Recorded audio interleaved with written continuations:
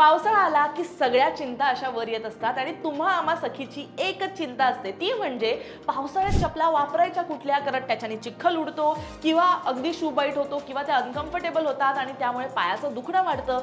मग या पावसाळ्यामध्ये कोणत्या चपला तुम्ही घेतल्या पाहिजेत, कारण आता तुम्ही पावसाची शॉपिंग सुद्धा कराल, त्यामुळे कुठल्या चपला घेतल्या पाहिजेत ज्या एकदम परफेक्ट मॅच असतील, त्याची अख्खी व्हिडिओ आहे, त्यामुळे व्हिडिओ शेवटपर्यंत बघा. व्हिडिओला सुरुवात करताना सगळ्यात महत्त्वाचा टॉपिक तो म्हणजे ग्रिप आणि सोल. त्यामध्ये नंबर 1 अँटी स्किड सोल. पावसाळ्यात रस्ते निसरडे असतात, चिखल मोठ्या प्रमाणात असतो, त्यामुळे चपलेचा जो भाग आहे खालचा तो गुळगुळीत नसला पाहिजे. खरेदी करताना तळाशी रेषा असणारे रबराचं ग्रिप असणारी चप्पल तुम्ही निवडली पाहिजे. दुसरं म्हणजे रबर की प्लास्टिक. PVC किंवा हलक्या रबराचे सोल हे घसरत नाही. अतिशय गुळगुळीत प्लास्टिकचे सोल असणाऱ्या चपला ओल्या फरशीवर किंवा जिथे शेवाळ असतं तिथे लगेच घसरू शकतात, त्यामुळे त्या टाळल्या पाहिजेत. पुढचा महत्त्वाचा मुद्दा तो म्हणजे मटेरियलची क्वालिटी.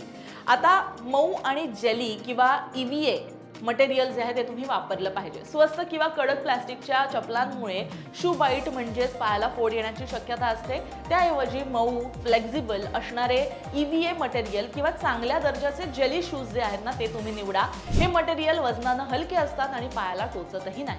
पुढे म्हणजे चामडं किंवा कॅनव्हास टाळा. पावसाळ्यामध्ये लेदर, सुती किंवा वेल्वेटच्या चपला आहेत ना त्या अजिबात वापरू नका. या चपला पाणी शोषून घेतात, खराब होतात, वास येतो, बुरशी येते आणि त्यामुळे पायाला सुद्धा इन्फेक्शन होऊ शकतं. पुढचा महत्त्वाचा मुद्दा तो म्हणजे डिझाईन आणि वॉटर ड्रेनेज. पाणी बाहेर पडण्याची सोय. पुढे पूर्ण पॅक असणारे बूट किंवा बेली शूज हे पावसाळ्यामध्ये घालणं टाळलं पाहिजे. अशा डिझाईन्समध्ये पाणी आतच साचून राहतं, त्यामुळे पायाची त्वचा पांढरी पडते, दुर्गंधी होते, फंगल इन्फेक्शन होऊ शकतं, चिखल्या होऊ शकतात, नखांमध्ये सुद्धा इन्फेक्शन होऊ शकतं. त्याचबरोबर ओपन डिझाईन. शक्यतो पुढून मागून खुल्या असणाऱ्या किंवा ज्याला आपण म्हणतो ना स्ट्रॅप्स असणाऱ्या अशा सँडल्स निवडा, जेणेकरून पाणी लगेच वाहून जाईल आणि पाय लवकरच तुमचे सुकतील. पुढचा महत्त्वाचा मुद्दा तो म्हणजे योग्य फिटिंग आणि बॅक स्ट्रॅप. पायात घट्ट बसणारी चप्पल वापरा. पावसाळ्यामध्ये पाण्यात पाय वारंवार ओले झाल्यामुळे चप्पल पायातून सटकण्याची किंवा पुढे घसरण्याची शक्यता असते. म्हणूनच सध्या स्लीपर्स ऐवजी बॅक स्ट्रॅप असणारे अंगठे असणाऱ्या चपला निवडा. यामुळे त्या चांगल्या पकड सुद्धा घेतील, ग्रिप सुद्धा मेंटेन राहील. पुढे म्हणजे योग्य आकार. चप्पल खूप सैल किंवा खूप जास्त घट्ट नसली पाहिजे. घट्ट चपलेमुळे ओल्या पायांवर रॅशेस येऊ शकतात. पुढे म्हणजे रंगांची निवड. आता चप्पल घेत असताना तुम्हा प्रत्येकीला वाटतं खूप फॅन्सी चपला असल्या पाहिजेत, पण पावसाळ्यामध्ये पांढऱ्या, ट्रान्सपरंट किंवा फिकट रंगाच्या चपला चिखलामुळे लवकर काळवंटात, पिवळ्या पडतात. ज्या मार्केटमध्ये अवेलेबल आहेत त्या घेऊ नका. काळ्या, चॉकलेटी, निळा किंवा आजकाल ट्रेंडी असा निऑन, ब्राईट पेस्टल कलर जे आहेत ना ते निवडा, जे चिखलात खराब दिसत नाहीत आणि ते सहज धुता येतात. त्याचा रंग सुद्धा फेड होत नाही. पुढे म्हणजे पावसाळी चप्पल पायाला लागल्यावर झटपट काय उपाय तुम्ही करू शकता ते पण सांगते. पहिलं म्हणजे खोबरेल तेल आणि कापूर. थोड्याशा खोबरेल तेलामध्ये कापूर बारीक मिक्स करून तुम्ही ठेवा आणि हे मिश्रण जखमेवर किंवा फोडावर लावा. त्यामुळे पावसाळ्याच्या आधीच हे तुम्ही मिश्रण बनवून ठेवू शकता. खोबरेल तेल त्वचेला मऊ करतं आणि कापरामुळे जळजळ कमी होऊन जखम लवकर सुकते. पावसाळ्यात होणारं फंगल इन्फेक्शन पासून सुद्धा तुमचे पाय यामुळे वाचतात. दुसरं म्हणजे अँटीसेप्टिक क्रीम आणि हळद तूप. पाय स्वच्छ धुवून कोरडे करायचे, त्यावर एखादी अँटीसेप्टिक क्रीम जसं की सोप्रामायसिन आहे ते तुम्ही लावू शकता. जर क्रीम नसेल तर शुद्ध तुपात चिमूटभर हळद मिक्स करून ती जखमेवर लावा. पायाला चिखल्या पडत असतील तरी हा उत्तम पर्याय आहे. हळद कारण नैसर्गिक अँटीसेप्टिक आहे, जी जंतू संसर्ग होऊ देत नाही. पुढे म्हणजे ॲलोवेरा जेल. आता ॲलोवेरा जेलचं काय करायचंय तर ताज्या कोरफडीचा जेल जो आहे, गर जो आहे तो तुम्हाला मिळू शकतो.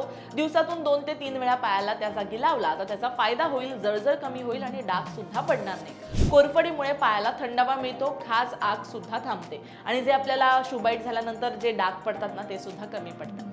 चौथं म्हणजे पेट्रोलियम जेली, अर्थात आपलं वॅसलीन. रात्री झोपताना पायाला लागलेल्या जागी भरपूर वॅसलीन किंवा पेट्रोलियम जेली लावा आणि शक्य असलं तर ते सुती आपले जे कॉटनचे मोजे आहेत ते घालून तुम्ही झोपा. त्याचा सुद्धा फायदा होईल. यामुळे त्वचा मऊ राहते आणि सकाळी उठल्यावर चालताना त्रास सुद्धा होणार नाही. आता हे सगळं झाल्यानंतर तुम्हाला जखम झाली असताना काय करू नये हे सुद्धा सांगते. नंबर 1, फोड फोडू नका. पायाला आलेल्या पाण्याचा फोड स्वतःहून कधीच फोडायचा नाही, यामुळे इन्फेक्शन वाढू शकतं. पुढे महत्त्वाचा मुद्दा तो म्हणजे तीच चप्पल पुन्हा घालायची नाही. जोपर्यंत पायाची जखम पूर्णपणे बरी होत नाही तोपर्यंत ती चप्पल घालणं पूर्णपणे टाळा. आता भविष्यात चप्पल पायाला लागू नये यासाठी सुद्धा काहीतरी टिप्स तुम्हाला देते, कारण तुम्ही आता मार्केटमध्ये चप्पल घ्यायलाच जाल. त्यामुळे वॅसलीन किंवा तेल लावा. पावसाळी चप्पल पहिल्यांदा घालण्यापूर्वी चप्पलेच्या कडांना आणि तुमच्या बोटांच्या मध्ये सुद्धा वॅसलीन किंवा खोबरेल तेल लावा. यामुळे घर्षण जे आहे, फ्रिक्शन जे आहे ते होत नाही. पुढे म्हणजे बँडेड. चपलेची जी कडा पायाला टोचते नेमकी त्याच जागी पायाला आधीच तुम्ही बँडेड लावू शकता आणि मग चप्पल वापरू शकता.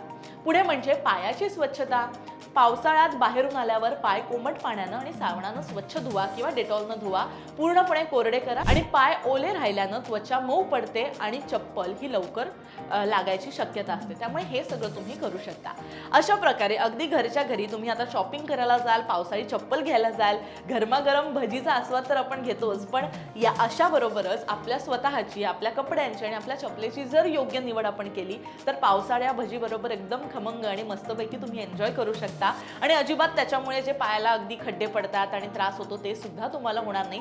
त्यामुळे या टिप्स फॉलो करा. शॉपिंगला जात असताना या सगळ्या गोष्टी डोक्यात ठेवा आणि मगच त्या चपला खरेदी करा. आणि हा व्हिडिओ भरपूर शेअर करा आणि माझ्या अनेक मैत्रिणींना ह्यांचा फायदा होऊ दे. त्यामुळे हा व्हिडिओ भरपूर शेअर करा, भरपूर माझ्या मैत्रिणींपर्यंत पोहोचू दे. तुमच्यापर्यंत हा व्हिडिओ सीमित नका ठेवू आणि शॉपिंगला जाताना या सगळ्या टिप्स नक्की डोक्यात ठेवा.